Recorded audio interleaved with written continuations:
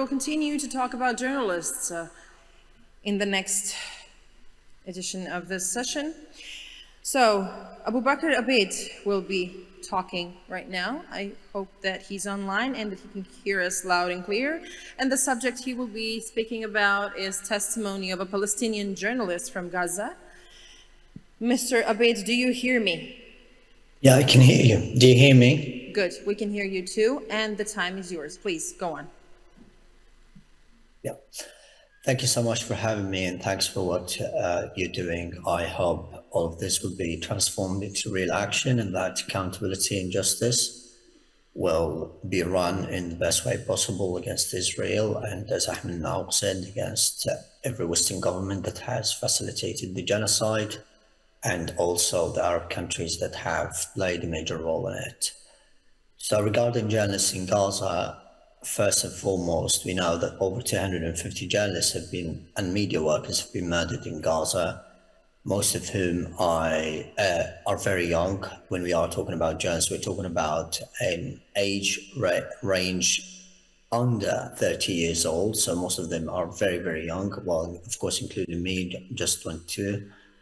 And the fact that 250 journalists have been hunted down, most of them as well have been hunted down by Israel after smear campaigns that the international community and committees to protect journalists have failed to tackle, or even have failed to protect these journalists from smear media campaigns, despite the many calls by my colleagues on the world to stop it. I would start by saying that in Gaza, we're not, I would be very conservative in the word journalism, because I don't think what we're doing is journalism. It's above that, it's more than that. It's genocide documentation, because we are a part of it, and we're not living high on the hog, like we're working in fancy five-star hotels to report what's going on in Gaza. We haven't come from outside into Gaza to report it. No, we're a part of it.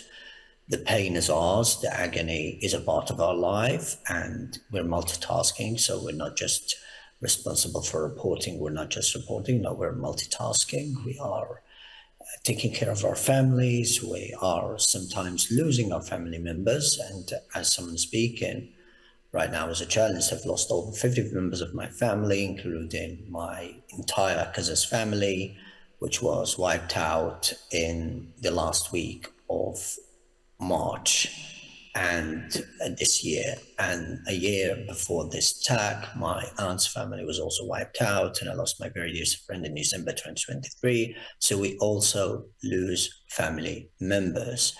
And the attacks on journalists, probably some of you have noticed that most of the attacks have been targeted or have been directed to journalists with their families. So it wasn't just an attack on the journalists themselves, and most of them have lost their families. If not them, it would be their families. Documenting a genocide is not just like what you would expect. It is about believing that the next time will be your last time, that the next report will be your last time. And given the fact that I was a digital and a TV reporter, digital reporting and writing stories is, of course, a lot harder job than just appearing on TV and saying what you have witnessed or what you have heard from people. Because when you sit with people to write a story, you need to transcribe their pain and their agony and everything they have been through into words. You're not just transcribing what they are telling you. And I remember, like, one of the stories, given the fact that you have just mentioned the Palestinian hostages and the way they're treated in Israeli dungeons. One of the stories that we produced during the first ceasefire, the second ceasefire indeed, in January 2025, the story was launched in February, was for 17-year-old Mohammed Abu Sahlul. He was kidnapped by Israel from his home in Khan Yunis when he was 16 years old, and then he was freed a year later.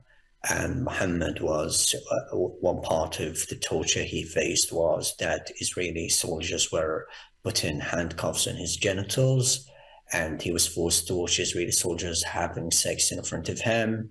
and sometimes they were obliging him to drink alcoholic drinks, which he doesn't drink, given the reality that he's a Muslim, but he was forced to drink them. So every time he refused that, he was hit severely. He was clubbed by one of the Israeli soldiers, and he would fall unconscious. A lot of the times, the soldiers or the officers, his guards, would come in and just torture him mentally, saying that we're gonna, the same as Mr. Sahar said, we're gonna have your mother, we're gonna have your sisters if you interview. And every time they would tell him that, well, we have killed your family, we have killed everyone, you will never get out of this prison, of this cell.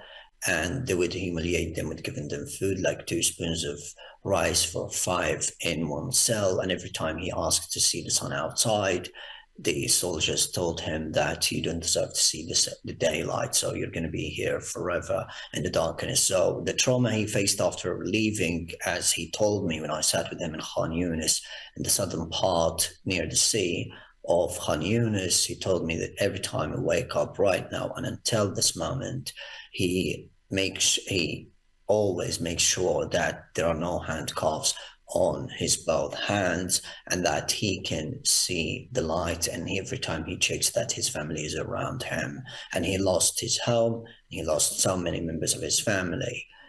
So for us to report this is absolutely beyond painful. This is not just about telling what we are telling, and probably many of you know, or some of you know, this is not what I wanted to report, because since before this genocide, I was reporting of football, I was reporting of sports, and I did cover sports during the genocide, the sports tragedy in Gaza, which has been entirely decimated by Israel. Like most of their infrastructure, 99% has been leveled up, and over 800 athletes have been killed, including 400 footballers, more than 450 footballers, sorry. So how many stories should we report? How many lives should be taken among us, just that the people can know? And another important point about it is that the Western media outlets that haven't believed us, because we have to remember on this day, Israeli strikes have killed 2 years ago, have killed 700 people in Gaza. And the death toll 2 years ago was 5,000 people, including 2,000 children at that time, 2 years ago, on this particular date, October 24th, 2023. This could have stopped if Western media outlets and Western journalists believed that we were their colleagues. If they believed that they should have amplified the voices, if they believe that their job is not just to get into Gaza and seek fame, money, but to share our grief and share our agony and make sure that they were reporting the truth. But Western media has always been interested in lies, in a cover-up for genocide, and to make sure that everything they say will serve the Israelis. Because had they done this, hadn't they dishonored and discredited Palestinian journalists, and had they believed in them, this genocide wouldn't have spanned for 2 years. So it is important, it is absolutely significant, and one of the most monumentally fundamental steps to any tribunal that would concern Gaza is to hold everyone who has played a role in this genocide accountable. And on top of that, it must be Western media outlets who have completely ignored the Palestinian journalists' grief and the killing spree that is unprecedented. We're talking about more than 250. I'm very lucky to have survived all this. I know what I'm doing is not what I want to do. It's in the end my job. We live in stories. We are the living stories. But I hope that our living stories will be turned into, or will usher, and telling these stories as I'm doing right now, will usher in a new, better future, not only for me, but for everyone in Gaza and across occupied Palestine. And that needs unified efforts, that needs people to stand together, because we cannot just allow the blood of 250 Palestinian journalists, the blood of over 70,000 Palestinians, and the maiming of too many Palestinians just to go away without any results. This has to, everything and every crime it has to be documented, and Israel must be held accountable, and every party that has helped Israel do this must be held accountable. I am in relentless grief. The genocide has not ended. It's just on a different scale.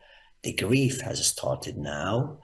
The pain has started now, and mourning our deaths has started now, because we've never had the time to mourn our deaths. One of the times when I was reporting, my cousin and his son were killed in the same street where I was living, and after that, I had to go live on TV to say, well, my cousin was killed and his son was killed. I'm grieving my loss right now. And then after the report, I had to take his body to the graveyard to pay condolences to my family, and then bury him, pray the funeral prayers, and then back to Al-Aqsa Hospital to say that I have buried him. This is not journalism. This is genocide documentation, of which we are a part. So if you want to keep a record of the testimonies, if we want to keep a record of what we have been living through, the first step is to make sure that everyone and the journalists who have been burned alive, and most of them are young men. If you look at the Wells after their deaths, they just wanted to be fathers. They just wanted to get married. They just wanted to continue their education. They didn't want to be forced. They didn't want to be forced into genocide documentation. No, they just needed or hoped for a good life. And this is our collective responsibility to revive the humanity of Palestinians, and to, again, make sure that justice will come to the people who have deliberately dehumanized Palestinians over the course of the past 2 years, particularly and unequivocally, and again, Western journalists who must pay a price for what they have allowed in the last 2 years. And thank you.